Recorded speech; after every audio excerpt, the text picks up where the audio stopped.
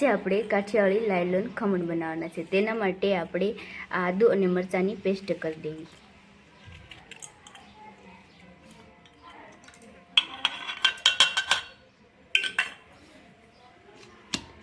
સરખી રીતે આની પેસ્ટ કરી નાખવી આપણે પહેલાં.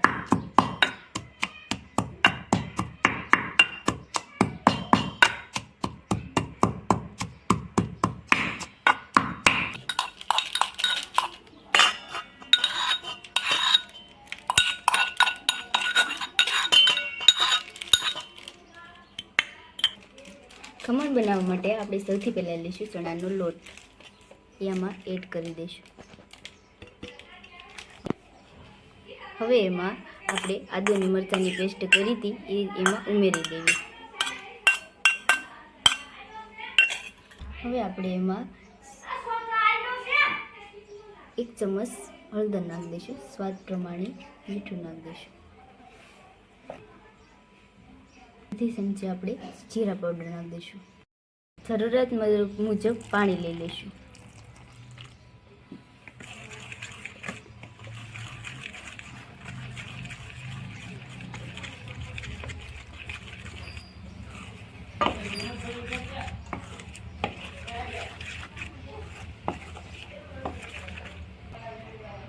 બે થી 3 મિનિટ આને સરખું મિક્સ કરી દઈશું.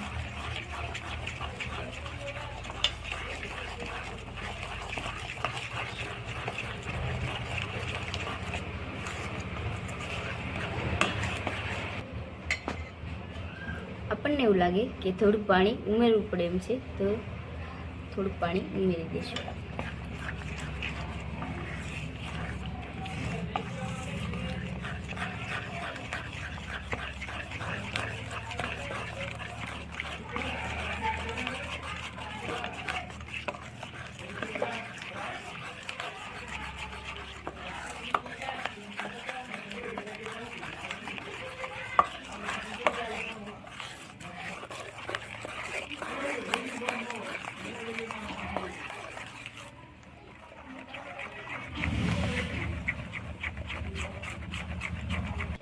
હવે આપણે 1 ચમચી ઈનો નાખી દઈશું.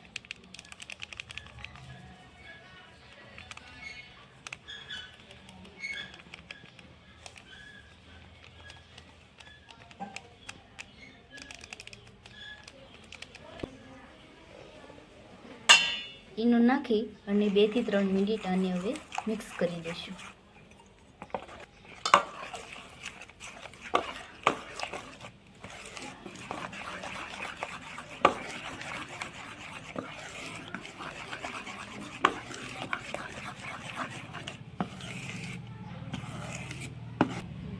ઈનો નાખવાથી આપણે જાળીવાળા ખમણ સરસ બનશે.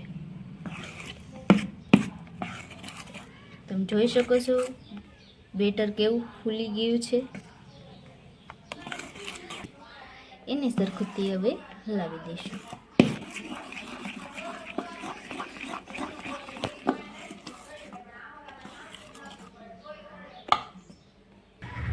બેસનનો પેસ્ટ હવે સરખુંથી હલાવ્યા પછી હવે એને ઢાંકી દઈશું.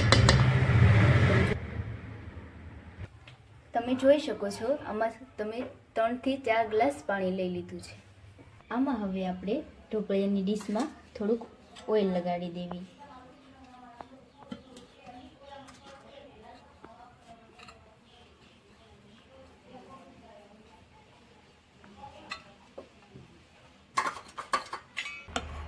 ડીશમાં હવે આપણે આ પેસ્ટ ઉમેરી દઈશું.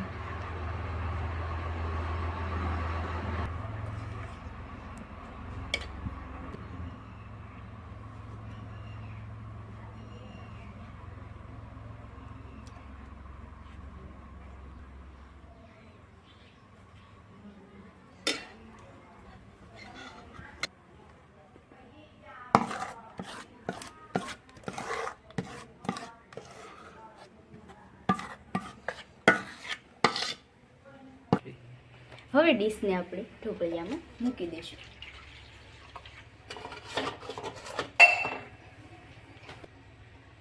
20 થી 25 મિનિટ સુધી આને ચડવા દઈશું. ઢાંકી દેવી.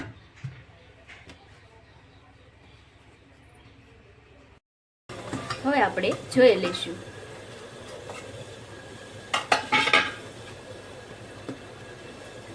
સાકું એકદમ કોરું એવું છે. તો હવે આના માટે આપણે વઘારવા માટે કઢાઈ લઈ લઈશું. સરખી રીતે આને હવે આપણે કટિંગ કરી લઈશું.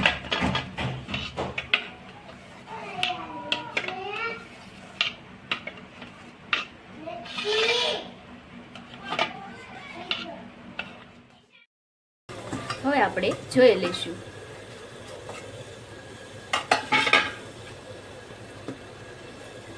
સાકું એકદમ કોરું એવું છે. તો હવે આના માટે આપણે વઘારવા માટે કઢાઈ લઈ લઈશું. સરખી રીતે આને હવે આપણે કટિંગ કરી લઈશું.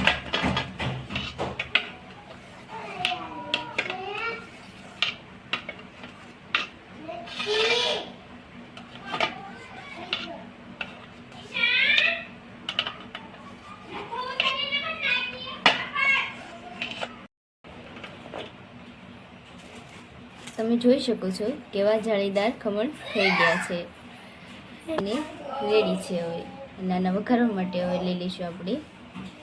હવે અડધી ચમચી આપણે ખાંડ ઉગાડી દઈશું.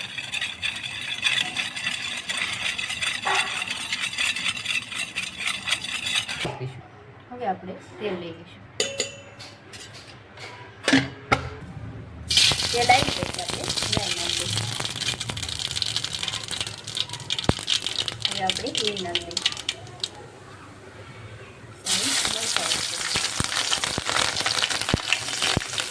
હવે આપણે મોરસનું પાણી જે કર્યું હતું એ હવે એડ કરી દઈશું થોડું.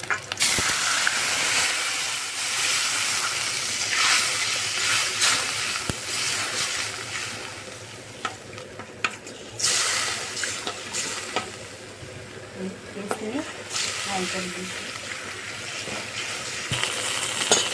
હવે આપણે મસાલામાં એડ કરી દઈશું.